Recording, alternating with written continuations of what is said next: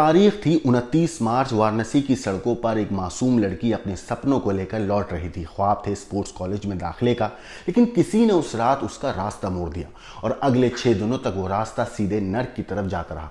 एक शहर जो धर्म और अध्यात्म के लिए जाना जाता है, वहीं पर एक लड़की को 6 दिनों तक खामोशी की चादर में लपेटकर दरिंदगी की चक्की में पीसा गया।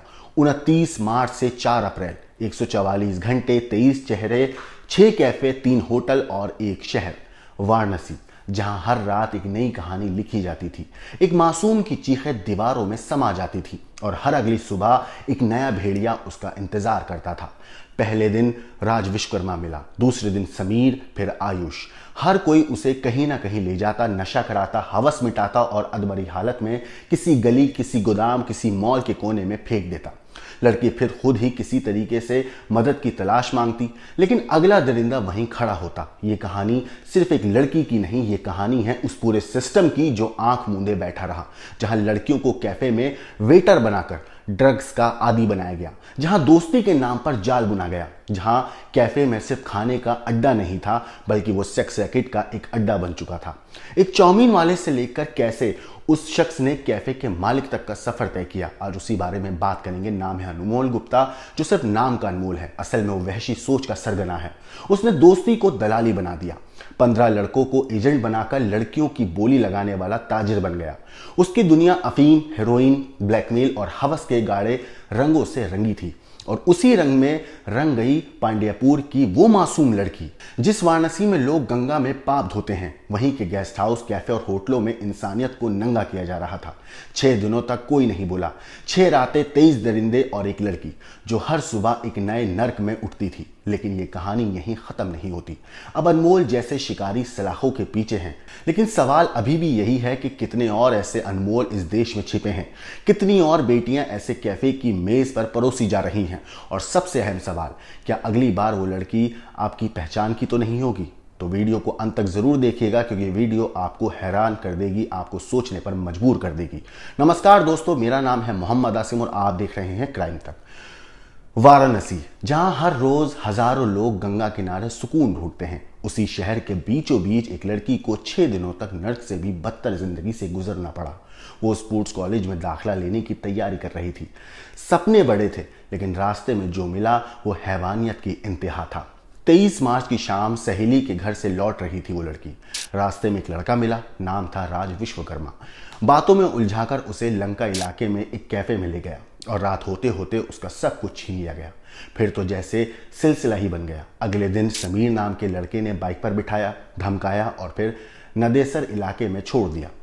लड़की सहमी, डर के मारे कुछ समझ नहीं आया, कहाँ जाए, किससे मदद मांगे। भटकते भटकते 31 मार्च को आयुष नाम का लड़का मिला, जिसने दोस्ती का झांसा देकर मालदीहा ले गया उसे। वहां उसके दोस्त सुहेल, दानिश, अनमोल, साजिद और जाहिर पहले से मौजूद थे। सबने मिलकर गैंगरेप किया, लड़की को धमकी दी, अगर किसी को कुछ बताया तो जान से मार देंगे। ये सिलसिला चलता रहा। इमरान मिला, फिर साजिद मिला और उसके दोस्त मिले, लेकिन किसी ने कैफे में, किसी ने गोदाम में, किसी ने होटल में, हर किसी ने उस मासूम बच्ची को अपने हैवानियत का शिकार बनाया। हर बार वो डरती रही, भागती रही, लेकिन हर गली के मोड़ पर उसे कोई नया दरिंदा मिलता जाता। 6 दिन तक वो लड़ती रही, डरती रही और आखिरकार 4 अप्रैल को बेसुध हालत में मिली। जब उसकी मां को सारी सच्चाई पता चली तो वो सीधे थाने पहुंची। पुलिस ने 23 लोगों के खिलाफ केस दर्ज किया, इनमें से 10 को अब तक पकड़ लिया गया है। सबसे बड़ा नाम निकलकर इस मामले में सामने आया अनमोल गुप्ता का। ये वही अनमोल है जिसने कभी सिगरा में चाउमीन का ठेला लगाया था, फिर धीरे धीरे उसने कैफे खोल लिया, नाम रखा कॉन्टिनेंटल कैफे। लेकिन ये कैफे सिर्फ नूडल्स और बर्गर नहीं बेचता था, यहां बिकती थी लड़कियों की इज्जत, उनका भरोसा, उनकी जिंदगी। अनमोल ने अपने कैफे में 15 लड़कों को एजेंट बना रखा था। काम बस इतना था कि लड़की को फुसलाओ, बहलाओ, नशा दो, फिर वीडियो बनाओ और ब्लैकमेल करो। कुछ ही दिनों में उसका रैकेट इतना बड़ा हो गया कि बनारस, पटना, कोलकाता तक फैल चुका था। कैफे की आड़ में लड़कियों से धंधा करवाया जाने लगा, नशे की लत लगवाकर उन्हें जिस्म के बाजार में धकेला जाया गया। अनमोल ने कैफे की कमाई से कार खरीदी, आईफोन लिया, सोने की चैन पहनी और पीछे मासूम लड़कियों की चीखें दबा दी गई। पुलिस की पूछताछ में निकल के सामने आया अनमोल सिर्फ मास्टरमाइंड नहीं बल्कि एक पूरा सिस्टम चला रहा था। कॉलेज के लड़के, दुकानों पर काम करने वाले, यहां तक कि एलएलबी की पढ़ाई करने वाले छात्र सब इसके जाल में फंस चुके थे। हर दरिंदा अपनी दुनिया में मशगूल था, लेकिन उस एक लड़की की दुनिया उजड़ चुकी थी। उसकी मां का एक ही सवाल है, क्या किसी को दर्द नहीं हुआ जब मेरी बेटी चीख रही थी? आपको बता दूं कि 6 दिनों में यानी कि 29 मार्च से 4 अप्रैल तक पीड़िता बेसुध हालत में बरामद हुई। इन 6 दिनों में उसके साथ 23 लोगों ने रेप किया। इस दौरान छात्रा को ड्रग्स देकर नशे में रखा गया। पुलिस की जांच में उन होटलों को कैफों की लोकेशन मिली है जहां लड़की के साथ रेप की घटना को अंजाम दिया गया। वाराणसी पुलिस के अनुसार अब तक मामले में 10 आरोपियों को गिरफ्तार किया गया है। पुलिस की पूछताछ के बाद खुलासा हुआ है कि अनमोल गुप्ता सेक्स रैकेट का सबसे बड़ा मास्टरमाइंड था। अपने कैफे कॉन्टिनेंटल के जरिए उसने 15 लड़कों को एजेंट बना रखा था। ये एजेंट उसके लिए लड़कियों को दोस्त बनाते थे। रेप करने के बाद लड़कियों को वो ब्लैकमेल करते थे। ट्रैप में छात्राओं को फंसाया जाता था। उसे गैंगरेप का इसी तरीके से शिकार बनाया गया। गैंगरेप की घटना के खुलासे के लिए इस पूरे मामले पर डीसीपी वरुण क्षेत्र चंद्रकांत मीणा के निर्देश पर 3 टीमें गठित की गईं। इन टीमों ने छापेमारी करके 10 आरोपियों को गिरफ्तार किया। इनमें से 6 को रविवार रात ही हिरासत में ले लिया गया था। पांडेपुर चौकी इंचार्ज श्रीराम उपाध्याय का इस पूरे मामले पर कहना है कि बाकी आरोपियों की तलाश में छापेमारी चल रही है। पीड़िता की मां का कहना है कि गैंगरेप की घटना के बाद से डरी बेटी की स्थिति का सभी ने फायदा उठाया। 29 मार्च को सहेली के घर से लौटते वक्त पीड़िता को रास्ते में राज विश्वकर्मा मिला। वो उसे लेकर लंका के कैफे में गया। रात में उसके साथ रेप किया। अगले दिन 30 मार्च को समीर नाम के युवक ने जबरदस्ती बाइक पर बिठा लिया। उसके साथ गलत काम कर नादेसर छोड़ दिया। इन घटनाओं से लड़की सहम गई। वो रास्ता भटक गई। रात भर भटकने के बाद 31 मार्च को नादेसर में आयुष नाम का एक लड़का उसे मिला। आयुष ने अपने दोस्तों सुहेल, दानिश, अनमोल, साजिद और जाहिर के साथ मालदिया स्थित एक कैफे ले जाकर छात्रा के साथ गैंगरेप किया। उन्होंने छात्रा को मुंह खोलने पर जान से मारने की धमकी दी। इसके बाद लड़की राह भटक गई। होटल के बाद उसे इमरान मिला। उसने होटल में उसे नशीला पदार्थ खिलाकर रेप किया। इसी तरह भटकते वक्त बेटी को फिर साजिद मिला अपने 2 दोस्तों के साथ। वो उसे औरंगाबाद में किसी गोदाम में ले जाकर हैवानियत उसके साथ उन लोगों ने अंजाम दी। इसके बाद साजिद अपने दोस्त अमन के साथ उसे किसी और कमरे पर लेकर गया। वहां रात भर उसके साथ गलत काम किया गया। रात में सिगरा स्थित मॉल के पास उसे छोड़ दिया गया। वहां पर 2 अप्रैल की सुबह उसे राज खान नाम का एक लड़का मिला।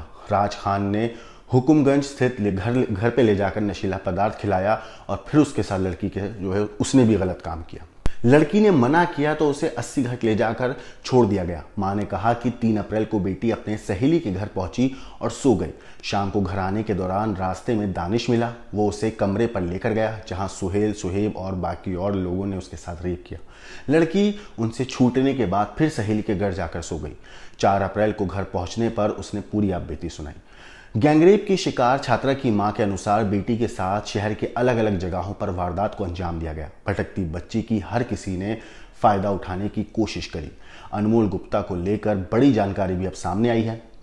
रिपोर्ट्स के मुताबिक वो सेक्स रैकेट का सरगना बन गया है। 2 साल में उसने चाउमीन के ठेले से कैफे तक का सफर तय किया है।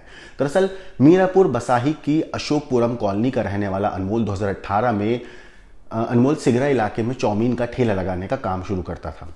2020 में उसने सोनिया पोखरा के पास कस्तूरबा नगर में एक छोटी सी दुकान किराए पर ली। वहां उसने बर्गर, चाउमीन, रोल और फास्ट फूड बेचना शुरू किया।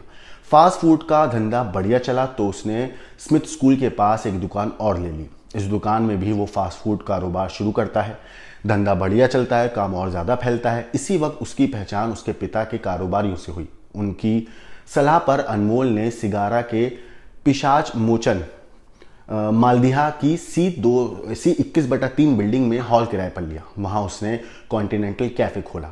कॉन्टिनेंटल कैफे से अनमोल के काले धंधे की शुरुआत हुई। यहाँ लड़कियां वेटर में तौर पर रखी जाती थी। उन्हें अफीम, हेरोइन, हुक्का से लेकर शराब तक पैसों में परोसे जाने लगी। अनमोल का धंधा चकाचक बहुत तेजी से बढ़ता गया। उसी दौरान कैफे में लड़कियों भी आने लगी। वो नशे की डिमांड करती थी। इससे अनमोल को सेक्स रैकेट का धंधा शुरू करने का आइडिया मिला। उसने कैफे में आने वाले 5 लड़कों को दोस्त बनाया। उन्हें वहाँ आने वाली लड़कियों से पैसे कमाने का ऑफर दिया। नशे में धुत लड़कियों को दूसरे लड़कों के सामने परोसने की प्लानिंग तैयार की गई। एक दो अटेम्प्ट में लड़कियों ने कहीं शिकायत दर्ज नहीं कराई तो अनमोल ने पांचों के साथ मिलकर उसे हिस्सेदार बना लिया। इसके बाद एक एक कर 15 लड़कों को एजेंट बना लिया गया। वो कस्टमर लेकर कैफे में आते थे। शुरू में फ्री ड्रग्स देकर वहां लड़कियों का इसका आदी बनाया जाता था। अनमोल बाद में उन लड़कियों को सेक्स रैकेट में इस्तेमाल करता था क्योंकि उनकी वीडियो रिकॉर्ड कर ली जाती थी। कॉन्टिनेंटल कैफे से जुड़ी 20 लड़कियों के रैकेट से जुड़ी होने का मामला भी सामने आया है, जिनकी उम्र 18 साल से 40 साल के बीच है। वो कस्टमर को विदेशी लड़कियों की प्रोफाइल दिखाकर फंसाता था। अनमोल का काम यूपी, बिहार के अलावा कोलकाता तक फैला हुआ था। सेक्स रैकेट गैंग में शामिल सुहेल जो है वो ग्रेजुएशन का छात्र है। वो LLB की तैयारी कर रहा है। ड्रग्स के फेर में फंसकर वो अनमोल का एजेंट बन गया। वहीं राज विश्वकर्मा एक प्राइवेट कंपनी में जॉब करता है। साजिद गुलाम लल्लापुरा का रहने वाला है। वो नशे का एडिक्ट हो चुका था। आयुष मैकेनिकल इंजीनियरिंग ट्रेड से एक निजी कॉलेज से ITI कर रहा है। वहीं तनवीर उर्फ समीर एक दुकान पर कार मैकेनिक है। इमरान इंटरमीडिएट का छात्र है। इमरान कैफे में लड़कियों के फोटो और वीडियो बनाता था, उन्हें ब्लैकमेल करता था। दानिश अली जिसकी उम्र 20 साल है वो सोशल मीडिया पर नेटवर्क फैला रहा था। शब्बीर आलम एक कपड़े की दुकान पर काम करता था। इन आरोपियों को नशे के जाल में फंसाकर अनमोल ने अपने साथ जोड़ा था और ये सभी उसके लिए काम करते थे। ये सिर्फ एक लड़की की कहानी नहीं है, ये समाज का आईना है जहां कैफे की दीवारों के पीछे नशा, हवस, धंधा पल रहा था, वो भी इंसानियत को शर्मसार करने वाला। और जहां बेटियों की चीखें कानों तक पहुंचने से पहले ही दबा दी जाती थी। मगर अब सवाल सिर्फ इतना है, क्या सिर्फ गिरफ्तारी से इंसाफ होगा या कुछ बदलने का वक्त आ चुका है? इस पूरी स्टोरी के ऊपर आपकी जो कुछ राय है, आपको जो कहना है, हमें कमेंट करके जरूर बताइएगा। लेकिन देश और दुनिया की बाकी क्राइम की खबरों के लिए देखते रहिए क्राइम तक।